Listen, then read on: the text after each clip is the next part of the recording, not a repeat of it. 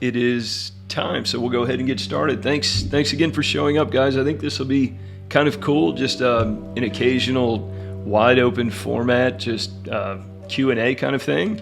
Had some good questions come in the votes and polls channel, and I'll start there.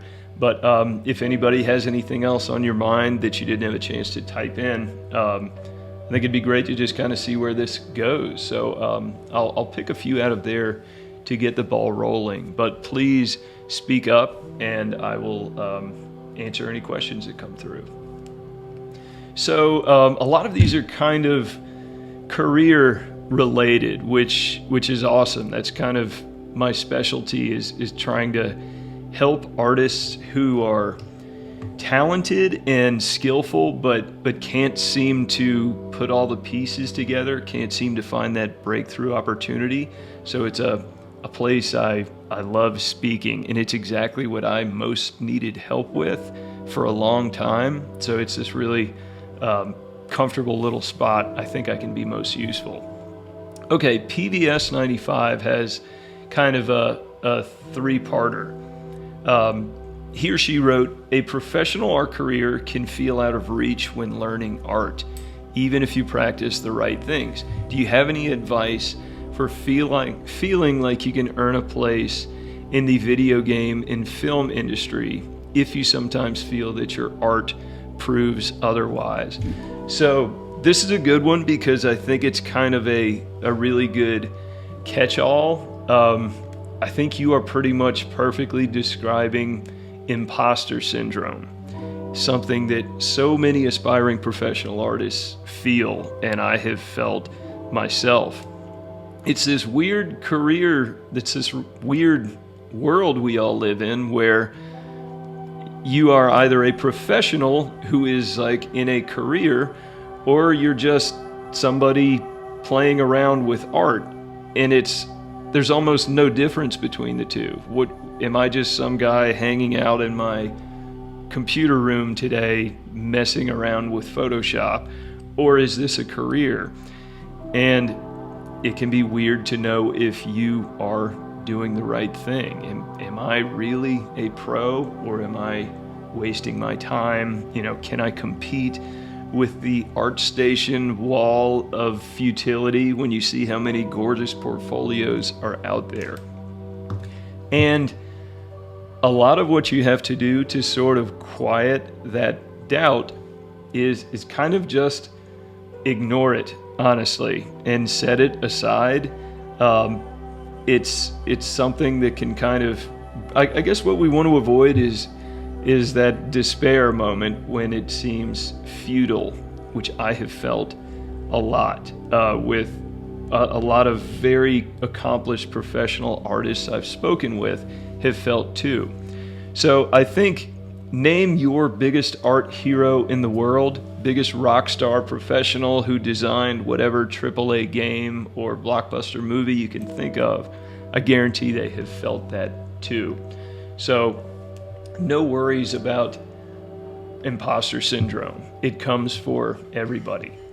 To kind of more specifically answer, how do you shake yourself out of that, is just kind of relentlessly keep doing what you're doing and trust that it will all come together, even if you don't think your work is looking great, because it is almost always quite a lot better than you think it is.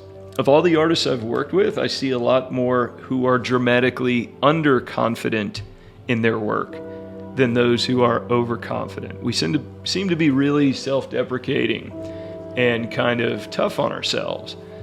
But don't do that, right? And I know it seems like an overly simple message of just believe in yourself and good things will happen.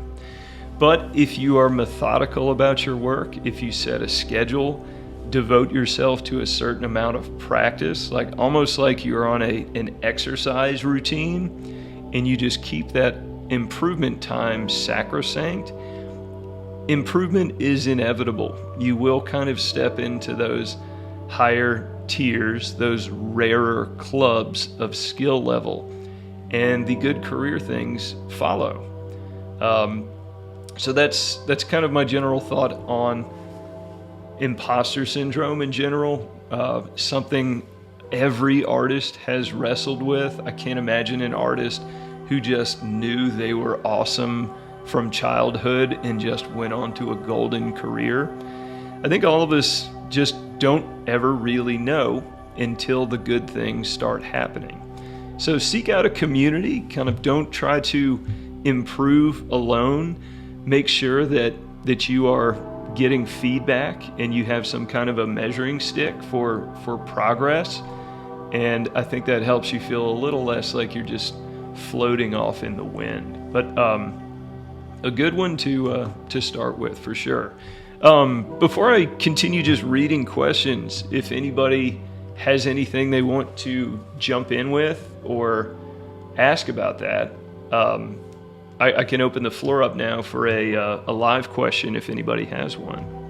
If not, no worries. Or if we have a shy crowd, that is cool.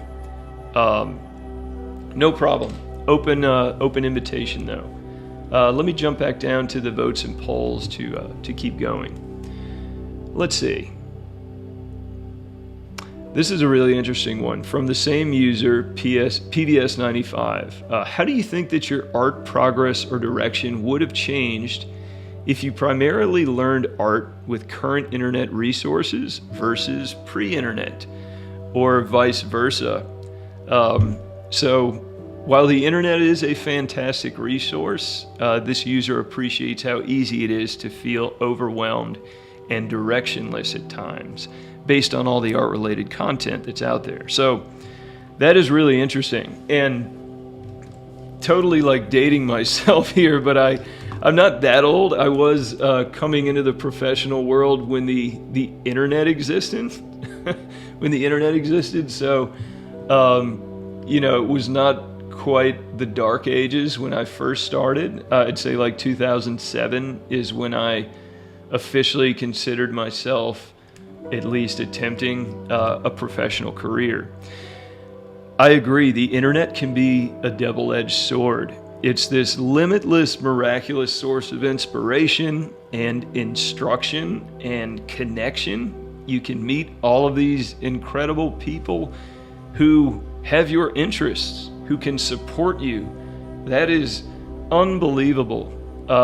Just for that reason, for the community reason, I think that makes the internet, it would have been incredibly better for me if the internet had existed in its current form when I was, in my early 20s. That is huge.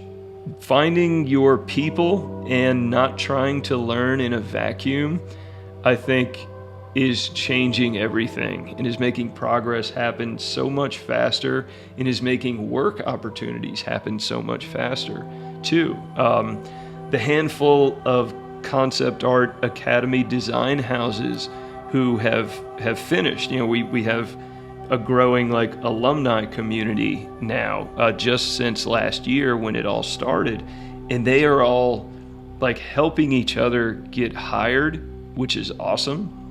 That just didn't exist when I was first starting. I didn't have a network at all. None of my friends, physically friends I grew up with, who I hang out with, are artists. I've been sort of feeling on my own professionally since it all started. And I thought that was just sort of an artist's lot in life, but it's not anymore. You have this network out there who helps you get better, who helps you feel less alone, who helps you avoid that imposter syndrome stuff. And that's really amazing. Now, let's speak to the downside. As awesome as all of these available resources are, totally, it can be daunting and it can make it all seem futile if you are looking at all of these unbelievable portfolios that ArtStation is deliberately putting, on their front page to make it as gorgeous as possible. That makes you think, why should I even attempt this if this is going to be my competition when I get out there? So I guess in that sense, I feel a little bit lucky that I didn't have this very loud, very visible kind of sense of it's hopelessly competitive out there, because it's definitely not. But that's a really interesting question. Yeah, overwhelmed and directionless is how this user put it, and I get that. I think the solution to that kind of feeling rudderless is just to get something kind of regimented, something that is, a set amount of time for practice, a schedule, really buckle down on it. Adam Duff uses the physical fitness routine, a metaphor, I guess, really well, and I think that's a good one. It's like if you buy a gym membership, or if you buy a Peloton or something, it will never really make you any healthier or give you a six-pack if you never use it. So you have to be really regimented about your art to make your art goals within reach. Cool questions. I'm going to jump to another user, PBS95, whatever your actual name is. I appreciate the good opening questions there. Cool. Back to the Votes and Polls channel. Nice. Okay, Mellow Melon asks, do you think it's a realistic goal to strive to become a professional artist if you are reliant solely on teaching yourself for the most part and can't afford too many classes or school? So, yes is the short answer, with some caveats. First of all, a lot of artists who I've kind of gotten to know over the past years have launched careers. Like it's happening without formal art school, and I'm not. I think I am definitely helping, and I think sometimes it has even been the difference maker. But it's not like I am miraculously just waving a magic wand and making them into super artists. It's changes that they have made. It's kind of bringing talent and drive, but finding a way to put all of the pieces together into something that becomes valuable to an employer. That's kind of crossing that line of hireable, of ready to become a professional, that I think is so critical. Now, art school kind of forces you to do that. You have homework, you have assignments that you just have to do, or you will be in trouble with your teacher, or you will otherwise there's some negative connotation in your mind that drives you to do this. It's also just you're wasting all of that tuition money if you don't get it done. So it's those guardrails, that kind of way it forces you to improve, that I think is very difficult to recreate entirely on your own. And my definition of self-teaching is literally when you're on your own, when you are trying to just YouTube together an art education. I think that is possible, maybe, but it's really hard without that accountability, which kind of kicking it back to community. That's another thing that's just so valuable there, is when you have that teacher and that group, when you have people lifting you up in that way, keeping you accountable, it makes you practice. I don't really feel like drawing today, but I really want to see what the group thinks of my next piece. It's that you get used to feeling that feedback and that positivity, and it's really great. So I think you can be taught online. I think now with how awesome just online community is and online learning, I think you absolutely do not need to go to traditional art school. And for tens of thousands of dollars, I think that is an option that is, going to become increasingly less attractive, especially as these alternatives become more and more capable of kind of replacing that.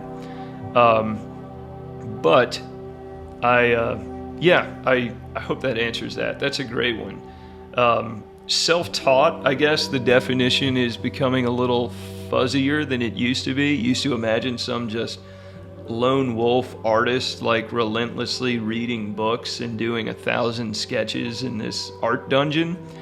But now I think self-taught can sort of mean just not brick and mortar art school building. It's sort of just learning online. And that absolutely is working. I think in the decade ahead, that will probably become the majority of professional artists didn't go to traditional art school. That might be my hot take of the day, where I think all this is going, is that I just think the value of online learning is increasing so rapidly, and the communities out there are becoming so awesome that I just have to think that's sort of the way the wind is blowing there. Great question. I will stick with this user because two really good follow-ups. So they write, sometimes it's hard to tell if all the work you put into learning new things. Yeah, hot take. It's hard to tell if all the work you put into learning new things is worth it.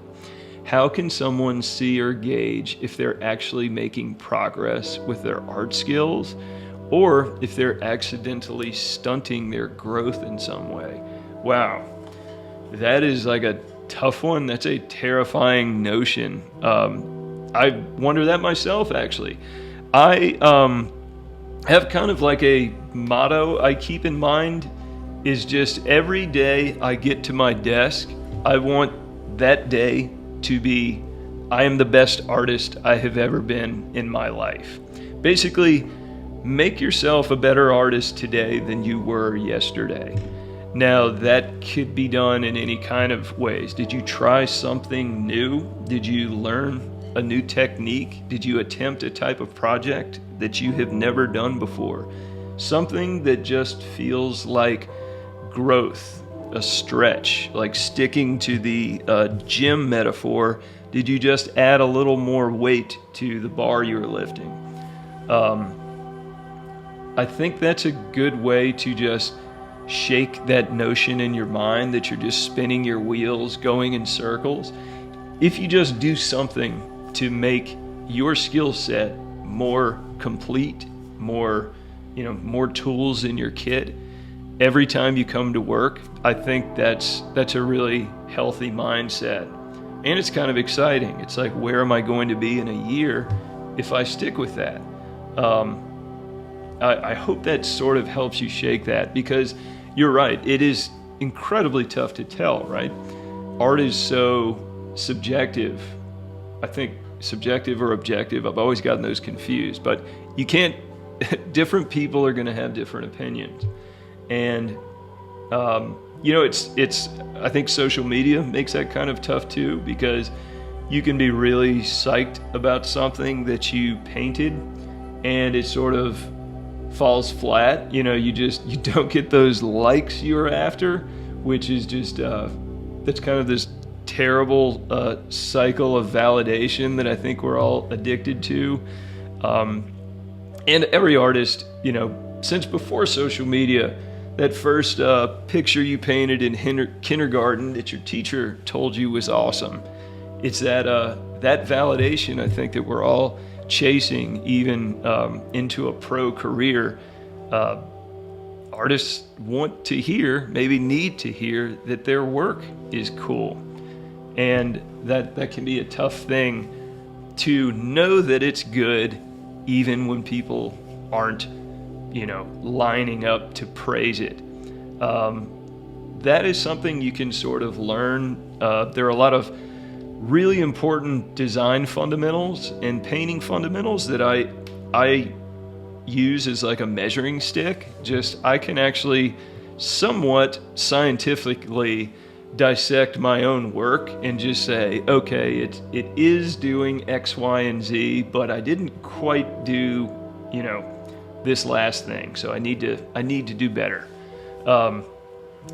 Sort of turning it into something measurable like that can help you not go crazy when trying to self-assess and self-diagnose.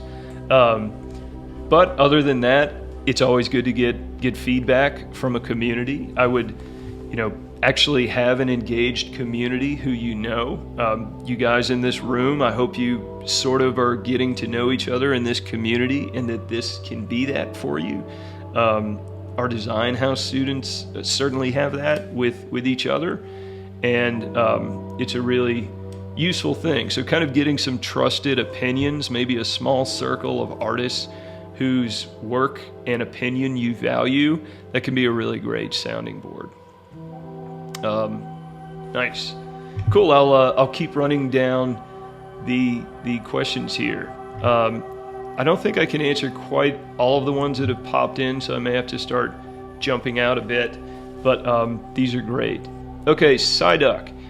Is there anything you can extend as advice to artists who are older, transitioning to concept art with no industry experience, and those who are often low on time? Great question. And this is a very well represented cohort of the artists I work with. Some are significantly older than myself. I am 40 for the record, so entering the fullness of glorious middle age myself. I recently have done a career change, so I can really relate to artists who are trying to leave one career and start that dream art career. And it's a difficult position to be in, but this is totally doable. And again, this is actually happening with artists who I've worked with. So I can tell you that it is doable. No, it's tough, right? It's sort of like you're trying to build a life raft. You are on a ship that is going somewhere you don't like, and you want to leave. I consider it like you still have to keep the ship afloat, but let's start building that life raft, which is obviously your art portfolio. Making that as good as possible. That's incredibly obvious. But taking some time, and I know with 2 careers, that is quite a lot to ask, but if you can set aside a sacrosanct amount of hours weekly to devote to making yourself a better artist than you were yesterday, that is the best advice I think I have. It's a good way to kind of make it into a small bites kind of challenge. Like, that's the only goal you need to demand of yourself, is just be better than you were yesterday. That is manageable. If you set yourself the goal of be better than the portfolios on ArtStation's, trending page, that is going to seem impossible. So I think making the goal a little bit smaller in your mind is a healthy idea. Also being really regimented with that, setting aside a certain amount of hours in a week, that can really do it too. So yeah, well put. You said the progress, even if slowly, gaining time to focus feels nigh impossible many times. I hear you on that. And actually, maybe my own story will sort of be a bit of a roadmap. I worked for 14 years as a medical illustrator, which was cool. That's what I went to school for. I mean, I love, anatomy, the human body, and I found that work kind of interesting. But it did not nearly make me feel fulfilled as an artist. It was not the career that I wanted, just because it was not that painting cool stuff creatively dream that I always wanted since I was a kid. So I made the decision to kind of, what is the exit strategy? Let's get off this ship and let's go where we want to be. Life is too short. So I started just after hours creating my own concept art, posting it on, any old people remember CG Society? That was like before ArtStation. That's where I put those early concept art pieces. And slowly that started leading to small opportunities. I think somebody asked if they could use one of my kind of self-created images as a book cover. There you go, Lou's a CG Society veteran. Thank you for speaking up. That sort of led to small opportunities. Somebody wanted to use an image as a book cover. I remember I ended up offering to do like their next book cover as a custom art piece for the same low price, kind of just to get my foot in the door. And that person who I did that with went on to be an art director at a bigger company, kind of a name, and he sort of brought me along with him. That was like my start into doing the kind of art professionally that I wanted. And I think that was like 2009 or 10. I mean, a while back. So after my day job, every night, evening, and I love my wife for hanging with me while I needed all of this time. But I just kind of slowly but surely kept building this client base. Doing your best work for every client sort of has this great ripple effect of just, they put your artwork out into the internet and more people see it and they want you to do more work, and it just kind of starts cycling. It gets this snowball rolling until eventually, finally, last year, I finally left the medical illustration job in 2021. It has been just over 1 year since I started teaching and doing concept art full time. So I don't think it should take everyone a decade. That's just how long I took, because I kind of went the slow route. I self-taught. I did not have that community. I didn't seek that out, and I didn't get into any kind of a regimented program. I was just kind of doing this in a rudderless way for many years. So while I think a lot of my story has valuable instructions on what you should do, most of it is actually things I wish I had done differently. I feel like I could have done that pivot quite a few years ago. But you know what? It's kind of nice that I have all of that experience too. Yeah, I hope that's helpful. That's an interesting one. Yeah, cool. Glad you like that one. It's that definitely does happen, where an art director leaves one job and then sort of brings you along with them. Actually, I sort of count on that. I love that, because you build relationships with everybody you work with, and sometimes the people you work with go on to very big things and they remember you. To an art director, we are like this resource. You want to be a solution for your art director. You want them to think of your name when they have a problem that needs to be solved, when they want to just check something off of their list and be done with it. Remember that cool project that artist did for me? I'll check and see if they're available.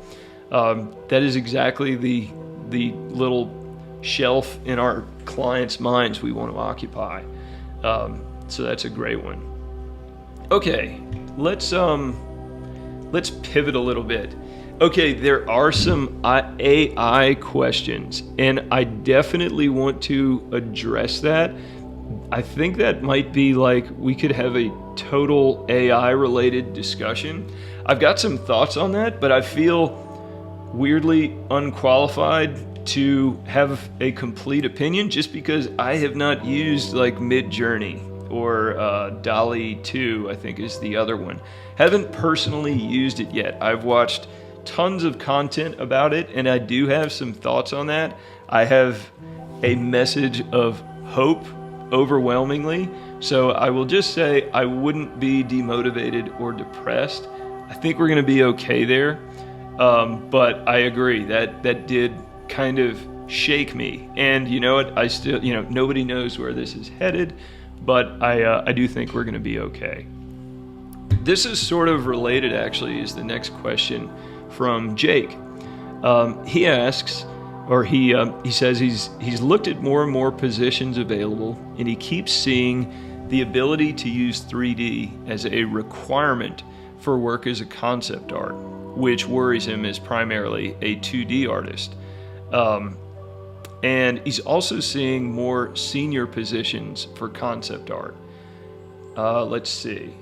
Do you think working from home instead of in-house is becoming more realistic for concept art? So let me see if I can kind of answer all three of those. And maybe we'll do one more after this one just so that it doesn't go too long. So 3D, that's a great question. For the record, I have zero 3D skills myself. I don't use them at all professionally. But I don't teach it. I don't really even know how to do it, honestly. I some very basic stuff with Blender. But I think you can consider every new skill that you can add to your skill set is another thing to make you more employable, right? It makes you more valuable the more things you're bringing to the table. So if you have any inclination toward that, I think it can only make you stronger as a candidate if you want to learn some of that stuff. I think that an artist, primarily a 2D artist like yourself and like me, I think if you learn a little bit, it can help you enormously in your painting. For example, you can like lay out a scene and get all of the perspective right using a 3D program. Probably easier than you could trying to draw it with a perspective grid. I still do that perspective grid just because that's what I am comfortable with and what I enjoy. But I think you could gain the Blender skills pretty quickly that would let you kind of set up a general room. A lot of artists I work with and hang out with do exactly that. I don't think you need to go in like high levels of 3D mastery to be able to use it as an effective kind of added ingredient to your concept art skill set. So using it as that quick way to get started on something, I think that is valuable. And I think that is, you could learn that relatively easily, I think, and check that box on your application. It's like, sure, I do use Blender in my concept art. Even if you are not using it at its highest levels, as a 3D artist who is very skillful in that whole world would use, I think you're still certainly using it as part of your concept art. So that's kind of what I advise to artists these days, even though I'm being a little bit hypocritical because currently I don't use it at all. I probably should, but I'm just sort of in my lane at this point in my career and sort of sticking with what works, but probably a good way to become irrelevant. So I might need to take my own advice there. Regarding the seniority stuff and working from home versus a studio, I've noticed that too. I still get those ArtStation job posts every day. Not so much because I'm actively looking for new clients, but because I like sort of having my ear to ground on what kind of opportunities are out there, and I have seen that. I'm not sure what's driving that. If they're just looking for more experience in general, if the market is becoming somewhat like saturated, I don't think so. No, that's a good question. I think senior can just sort of be like shorthand for them saying we want an awesome concept artist, or there might be like a box they have to check when filling out what kind of job post it is. So I wouldn't necessarily, exclude yourself from applying to those opportunities. In fact, in general, my advice is apply to everything that you think you have a shot at and that you think you would, you would enjoy, probably more importantly. So it's a numbers game, apply to 50, get a call back from 3, and get hired by 1, and that's success. Finally, working from home instead of in-house. That's a really interesting one because there are pros and cons, right? And I'm not sure if you're generally describing freelance versus like being employed, Jake. And if you are in the Votes and Polls channel, if you could clarify that, I might have a better answer for you. But there are advantages of working in an office, a studio setting. When you are just physically around lots of other artists, oh cool, I can see you typing. When you are physically around lots of other artists, it helps you learn fast. You will just sort of happen by someone else's monitor and be like, whoa, how did you do that? And they'll tell you. That kind of thing doesn't just accidentally happen when you are, doing the home office thing that so many of us are now, that I have done for 12 years, believe it or not. I was working remotely for a company in another state since 2010, so I was weirdly comfortable with home offices even before 2020. So there is that. You have that really nice physical sense of community, sharing of techniques, getting feedback very actively, and that is the good side. The downside is that it's sort of a gamble. You never know who is going to be in that studio. There could be a really toxic office culture, so that can cut both ways. I think it is mostly good. I have found the overwhelming majority of people working in any kind of an art-related industry seem to be very cool and chill and just there to make cool stuff and help you. So I would expect you to find that in general. Now, working from home is kind of awesome.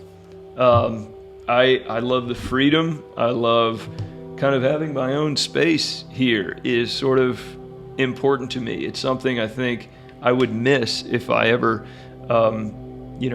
signed on with a studio again in the future. I don't plan on it just because I like the home office. It's great just being close to home. There's a lot of family things that I would probably miss otherwise. I have kids ages 8 and 10, and there's a lot of their lives that I have gotten to be really close to that I might not have if I had been in a studio all of these years. So pros and cons for sure. That's really interesting. Awesome. Maybe a few others to wrap up. We're right at 40 minutes, and I didn't want to go past 45. Z Kessa. Yes, actually, I will go on record. It was Warhammer was that early opportunity that I described.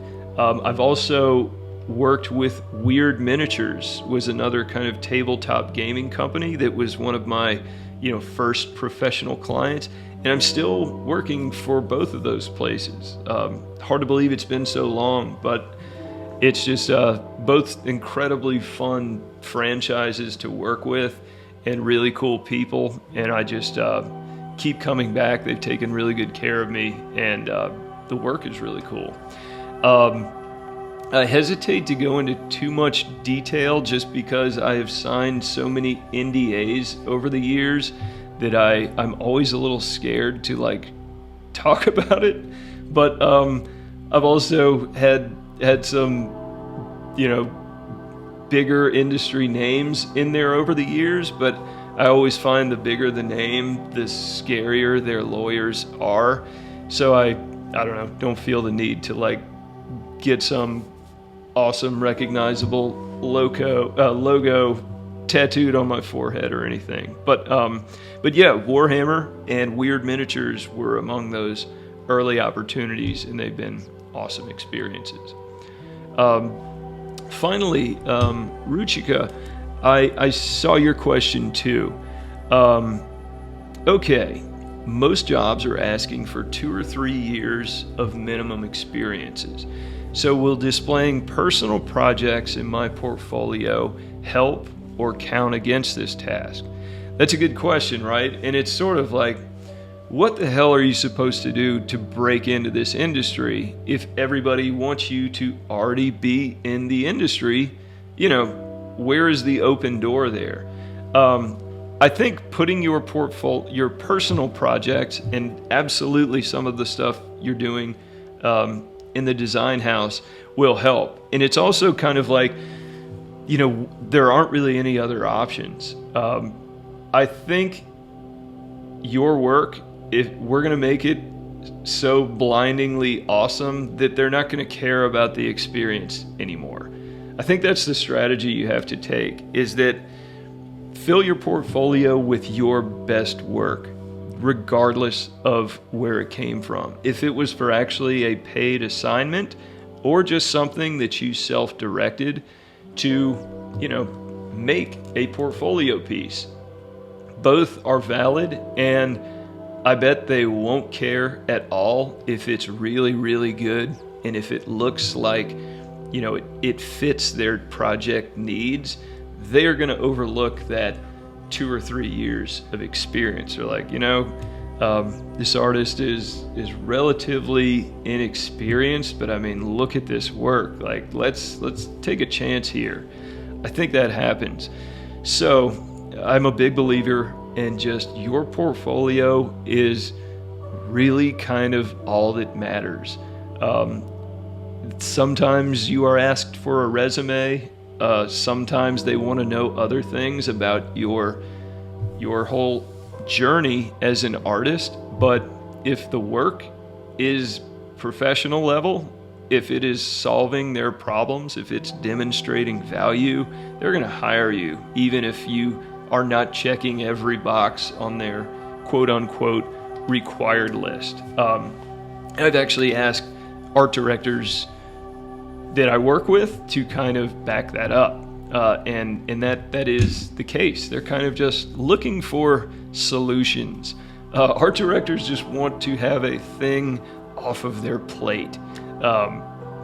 They've got all this stuff to manage, and we just want to be an answer for them. We want to make life kind of easy. But I think that's a really great place to wrap up. But awesome questions, guys. Might try to figure out how to have voice enabled if I have somehow like muted everybody. But actually, I thought it worked well enough with just typed in questions. So I hope you enjoyed this. I'll try to post a recording at some point, possibly. But we'll do this again soon. It was super fun. So thanks for showing up, and have a great rest of your week, guys. I'll see you in the channel, and take care. Later.